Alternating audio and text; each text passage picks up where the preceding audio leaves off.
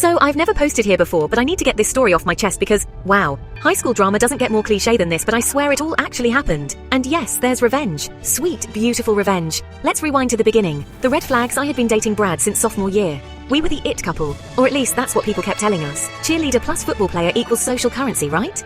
We weren't perfect, but I thought we were solid. He was charming, confident, a little cocky, but I liked that about him at first. By senior year, I was already dreaming up how we'd do long distance when he left for college out of state. I was accepted into a state university nearby, and he was off to some football scholarship 2 states over. It didn't matter to me. I genuinely loved the guy. But you know what they say, trust your gut, because mine had been screaming at me for months. It started with the phone flipping. Every time I'd walk near him while he was texting, he'd lock his screen or flip the phone over like it was an instinct. I brushed it off at first because I didn't want to be that girl. You know, the jealous naggy girlfriend who can't handle her man having female friends. Then there was the change in behavior. Less hand-holding, less texting me good morning. He said he was busy with practice or just tired, but I knew Brad. That boy never shut up before. Something was off. It all came crashing down the day I left my hoodie in his truck and went back to grab it. The truck wasn't locked and I figured, hey, we've been dating for nearly 3 years. I'm allowed to open his glove box. Guess what I found? A bracelet. Not mine. It was this dainty little silver chain with a heart charm. Very much not my style. I asked him about it later that day, casually. Hey, did you get me something? He looked like I'd asked if he murdered someone. No, what are you talking about? Bingo, the confrontation. I wish I could say I exploded right then and there. But no, I did what any semi-sane high school girl would do. I went full on Nancy Drew. I started checking his social media interactions. Not his posts, those were clean. But his likes, comments, DMs, jackpot, there she was. Maddie, a girl from the volleyball team. She wasn't even in our friend group, but I remembered her as the chick who once accidentally spilled an entire Gatorade on me during Spirit Week.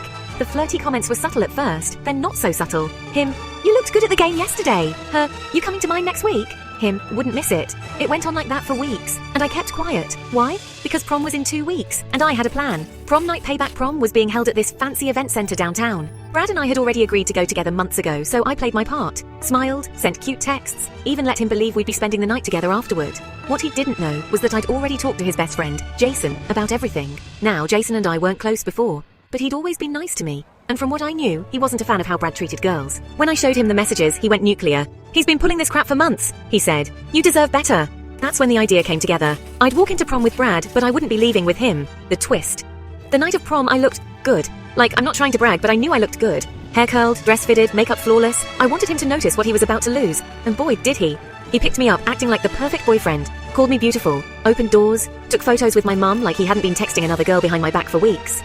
At the venue, we made our entrance and posed for a couple of the cheesy backdrop pics. Everyone was gushing over how cute we were. I smiled through it all, pretending everything was fine. Halfway through the night, I asked Brad if he wanted to grab drinks from the refreshment table. He said sure. While he was distracted, I walked over to the DJ booth. You see, I'd sent the DJ a special file earlier that week. A slideshow of screenshots. Yep, the messages between Brad and Maddie. Some with timestamps,